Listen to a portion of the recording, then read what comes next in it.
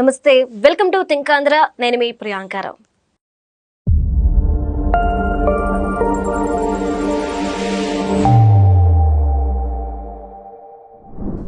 అయితే కొద్ది రోజులుగా సోషల్ మీడియాలో ఒక వార్త బాగా చక్కర్లు కొడుతుంది. జగన్మోహన్ రెడ్డి గారికి అరెస్ట్ భయం పట్టుకుంది. అరెస్ట్ అవుతారన్న కన్ఫర్మేషన్ ఉంది కాబట్టి భారతి రెడ్డి గారిని రాజకీయాల్లోకి డైరెక్ట్ గా దించుతున్నారు. అంటే ఇన్ని రోజులు వెనకుండి నడిపించారు, ఇప్పుడు ముందుకు వస్తున్నారు. నెక్స్ట్ ఒకవేళ ఉప ఎన్నిక వస్తే పులివెందుల్లో జగన్మోహన్ రెడ్డి గారు జైలుకి వెళ్తే ఆల్టర్నేటివ్ గా భారతి గారు ఉన్నారు, భారతి గారు అక్కడ నుంచొని ఎన్నికలో పాల్గొంటారు అని చెప్పేసి సోషల్ మీడియా అంతా కూడా వార్తలు వస్తున్నాయి. మరి భారతి రెడ్డి గారు నిజంగానే రాజకీయాల్లోకి డైరెక్ట్ గా ఎంట్రీ ఇస్తున్నారా? అసలు ఆవిడ ఫేస్ చేయగలుగుతారా ఈ రాజకీయాల్ని? దీనికి సంబంధించి ఈ వీడియోలో తెలుసుకుందాం. దీని గురించి మనతో మాట్లాడడానికి రాజకీయ సామాజిక విశ్లేషకులు అలానే లింగమనేని శివరాం ప్రసాద్ గారు మనతో పాటు ఉన్నారు. ఆయనతో మాట్లాడదాం. నమస్కారం సార్. సార్, భారతి రెడ్డి గారు రాజకీయాల్లోకి రాబోతున్నారు. జగన్మోహన్ రెడ్డి అరెస్ట్ అవ్వడం ఖాయం కాబట్టి భారతి గారు పులివెందుల ఉప ఎన్నికలో ఆవిడ నిల్చుంటారు అని చెప్పేసి వార్తలు వస్తున్నాయి. ఇందులో వాస్తవం ఎంత ఉండొచ్చు? ఇక్కడ ఒకటి సరే, సోషల్ మీడియాలో క్రియేషన్స్ ఉంటాయి. అవును, ఎవరి ఆలోచనలు వాళ్ళకి, అక్కడ వాళ్ళ మీద వాళ్ళే కింగ్స్, వాళ్ళు ఇష్టమైన మాట్లాడుకోవచ్చు. కాకపోతే ఇక్కడ ఏంటంటే, ఇక్కడ ఒకవేళ జగన్మోహన్ రెడ్డి గారు అరెస్ట్ అయితే దేని మీద? లిక్కర్ స్కామ్ అంటున్నారు. అల్టిమేట్ గా ఎవరి దగ్గరికి వెళ్ళింది, ఫైనల్ గా ఎవరు దాన్ని ఆ డబ్బులు చేయని అంటే జగన్మోహన్ రెడ్డి గారి దగ్గర వచ్చే అవకాశం ఉంది అనేది, దాని మూలన ఆయన అరెస్ట్ అవుతాడు అంటున్నారు.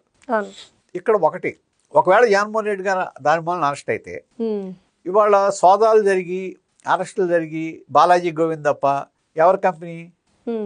భారతి రెడ్డి గారు ఆ కంపెనీ ఓనర్. అక్కడ ఆయన ఆ కంపెనీ ఆడిటర్ ఆయన. అక్కడ జరిగినప్పుడు ఈ ఇష్యూ వచ్చేటప్పటికి భారతి రెడ్డి గారు కూడా ఏది ఎండ్ బెనిఫిషియరీ అవ్వచ్చేమో, అయ్యే అవకాశం ఉండొచ్చు కదా. మరి అప్పుడు ఒకవేళ అవకాశం ఉంటే ఆవిడ కూడా అరెస్ట్ అవ్వాలిగా. అరెస్ట్ అవ్వాలి. అవును, ఎందుకంటే బాలాజీ గోవిందప్ప ఆడ దీంట్లో జరిగింది. అవును సార్. తర్వాత ఇక్కడ అదే కొన్ని విషయాల్లో అట్లాగే మన వివేకానంద రెడ్డి గారి హత్య విషయంలో కూడా ఫస్ట్ మాట్లాడింది, ఫస్ట్ ఇన్ఫర్మేషన్ ఆవిడికి సంబంధించిన పిఏనో లేకపోతే సహాయకుడి దగ్గరకో ఫోన్ వచ్చింది అంటున్నారు. అవును సార్. సరే, ఇవన్నీ కలిపి ఒకదానికోటి ఆలోచిస్తే, ఒకవేళ జగన్మోహన్ రెడ్డి గారి దగ్గరికే కనుక ఇష్యూ వెళ్ళి ఆయన తప్పు చేశాడు లేకపోతే ఆయన అరెస్ట్ అయ్యే అవకాశం ఉంటే ఈవిడికి కూడా అది వర్తిస్తుందేమో ఎవడో తెలుసు. ఒకవేళ ఆ పరిస్థితి వచ్చింది అనుకోండి, ఇప్పుడు ఆవిడ కూడా అరెస్ట్ అయ్యే పరిస్థితి వస్తే ఏం చేస్తారు?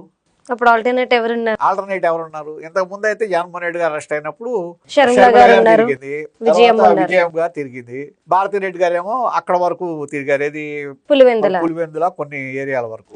మరి ఆ పరిస్థితి రేపు ఉండదు కదా. అవును కదా. మరి అప్పుడు ఏం చేస్తారు?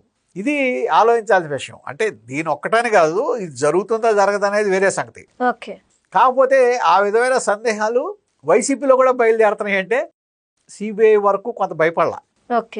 పర్లేదు, ఎందుకంటే జగన్మోహన్ రెడ్డి గారు ఇవాళకైనా 12 సంవత్సరాలు అయింది ఆయన బెయిల్ వచ్చి. జగన్మోహన్ రెడ్డి గారి బెయిల్ వచ్చి నాకు గుర్తున్నందుకు ఇవాళే 12 సంవత్సరాలు పూర్తయింది ఇవాళకి. సరే, ఇదేముంది నిరవధికంగా జరుగుతుంది అనుకోవచ్చు, కానీ ఈడీ ఎంటర్ అయింది. ఈడీ ఎంట్రీలో మీకు అనేక విషయాలు బయటపడి, తర్వాత మనీ లాండరింగ్ బయటపడింది. మనీ లాండరింగ్ బయటపడినప్పుడు వీళ్ళు మేము నిర్దోషులు అని నిరూపించుకోవాల్సిన బాధ్యత వీళ్ళ మీద ఉంటుంది. ఇవన్నీ వచ్చినప్పుడు తర్వాత కొన్ని షెల్ కంపెనీలు బయటపడి, తర్వాత మీరు ఇందాక బిల్స్, తర్వాత గోల్డ్ కొన్న బిల్స్, అలాగే ఏదో పళ్ళు అవి పంపించి లేకపోతే అవన్నీ కూడా ఫేక్ అని తెలియదు.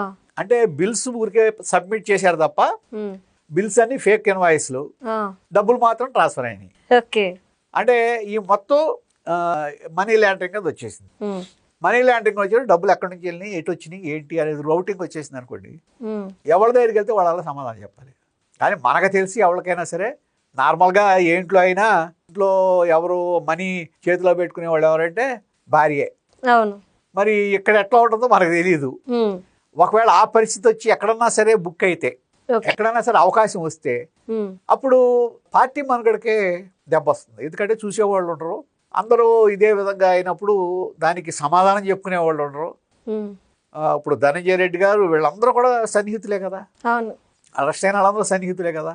పైగా విజయసాయి రెడ్డి గారే సాక్షాత్తు ఆయన అప్రూవర్గా చెప్పాడు అన్ని.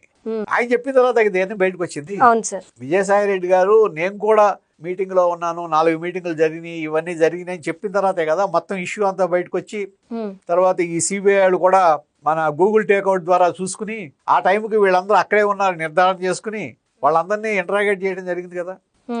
ఇవాళ వాటిలన్నిటికీ సమాధానం చెప్పాలి.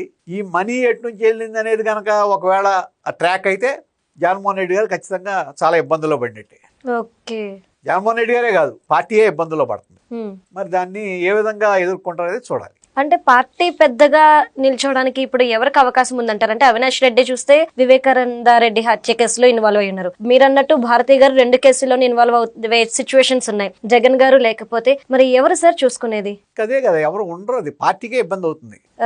నువ్వు పార్టీకి న్యాయంగా చెప్పాలంటే వాళ్ళ పార్టీ నార్మల్గా ప్రభుత్వం మీద అసమ్మతి ఉంది, మేము బ్రహ్మాండంగా మళ్ళీ నెక్స్ట్ మాది అని చెప్పుకుంటున్నారు. కానీ ఈ చెప్పుకుంటాం అంతా దేనికంటే ఉన్నాళ్ళని నిలుపుకోవడం కోసం, అంతేగాని వాళ్ళకే క్లారిటీ లేదు, చాలా చేతర అయిపోతారనే భయం ఉంది.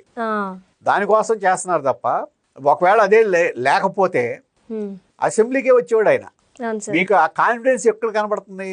వచ్చి ఒక్కళ్ళు ఇప్పుడు ఊరికే ఏదో స్లోగన్ సింహం సింగిల్ అని స్లోగన్ ఇవ్వటం కాదు, సింగిల్ గా వెళ్ళగలగాలి. అక్కడ ఇప్పుడు 2019 నుంచి 24 వరకు ఎన్ని విధాలు అవమానించినా, అసెంబ్లీలో మాట్లాడేటప్పుడు ఎంత హెకిల్ చేసినా, ఎంత అవమానాలు చేసినా, ఆఖరికి భువనేశ్వర్ గారి గురించి కూడా అసభ్యంగా మాట్లాడినా చంద్రబాబు నాయుడు గారు వెళ్ళాడు కదా, అసెంబ్లీకి అటెండ్ అయ్యాడు కదా, ప్రజా సమస్యల గురించి మాట్లాడాడు కదా, ఆ సమస్యలను ఎత్తాడు కదా. నువ్వు అవి ఎందుకు చెయ్యు? మీరు కూడా వెళ్ళాలి కదా. అవమానిస్తారంటే అవమానం పడండి ప్రజల కోసం. మిమ్మల్ని ఎందుకు ప్రజలు వాళ్ళ సమస్యల్ని మీరు 40% మాది ఉందంటున్నారు. 40% ప్రజల్ని మీరు వాళ్ళ యొక్క ఆకాంక్షలు ఏంటి, వాళ్ళ ఆశలు ఏంటి, వాళ్ళ కావాల్సింది ఏంటనేది మీరు అసెంబ్లీలో ఎత్తి చూపాలి కదా. మీరు ఎక్కడో మీడియాలో మీటింగ్ పెట్టుకుని అక్కడ మాట్లాడామంటే మీడియా మీటింగ్కి అసెంబ్లీ ఎందుకు సమాధానం ఇస్తుంది? అసెంబ్లీలో మాట్లాడాలి, మీకు కావాల్సింది చేయించుకోవాలి. ఏదన్నా జరగకపోతే లేకపోతే ఏదన్నా తప్పు జరిగితే ప్రభుత్వాన్ని నిలదీయాలి. ఇది మీ ఒక ప్రతిపక్షంగా మీ బాధ్యత. ఇదివరకే వాజ్పేయిను ఆయన అద్వానీ గారు ఇద్దరే ఉండి పార్లమెంట్లో బీజేపీ నడపలేదా? నడిపారు, ఇద్దరేగా ఉంది. మరి వాళ్ళు అదే బీజేపీ మీకు 10 ఏళ్ల నుంచి అధికారంలో ఉంది కదా, సెంట్రల్లో ఉంది కదా, సెంట్రల్లో. మరి ఎంతసేపు నా హోదా ఏంటి, నాకు ఇచ్చేది ఏంటి, నా హోదా గురించి మాట్లాడితే, మీ హోదా గురించి మాట్లాడితే ప్రజలు మెచ్చరు. ప్రజల యొక్క ఆకాంక్షల గురించి మాట్లాడితే ప్రజలు మెచ్చుతారు. అది మర్చిపోయి ఎంతసేపు హోదా గురించి మాట్లాడితే ఈ హోదా కూడా ఉండదేమో, ఎవడైపోయాడు. Okay right, thank you so much sir.